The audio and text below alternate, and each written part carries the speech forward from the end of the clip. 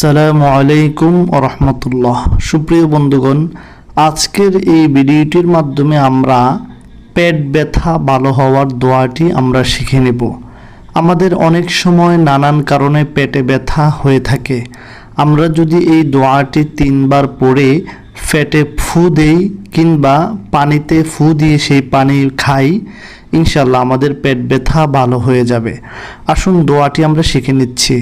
পেট ব্যথা ভালো হওয়ার দোয়াটি হচ্ছে আউযু বিল্লাহি ওয়া কুদরাতিহি মিন শাররি মা আজিদু ওয়া উহাযির।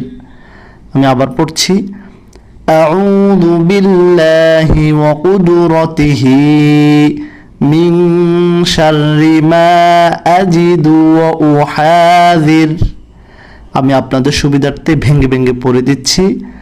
আউযু বিল্লাহি ওয়া কুদরাতিহি মিন শাররি মা আজিদু ওয়া উহাযির। যাদের বাংলাতে পড়তে সুবিধা মনে হবে, বাংলা উচ্চারণ আপনাদের জন্য রেখে দিয়েছি, আপনারা বাংলা উচ্চারণ দেখেও উচ্চারণ করতে পারবেন। এই দোয়া যে আমরা পড়লাম, পেট ব্যথার দোয়া, এই দোয়ার অর্থ কি আমরা এবার তাই জেনে নেব। অর্থ হচ্ছে, আল্লাহর মর্যাদা ও তার কুদরতের উসিলায় আমি যা অনুভব ও ভোগ করছি তা থেকে মুক্তি চাচ্ছে।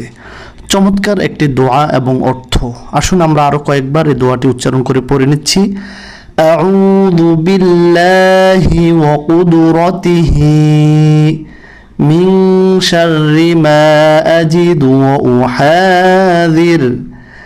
আউযু বিল্লাহি ওয়া কুদরাতিহি মিন শাররি মা আজিদু ওয়া উহাযির।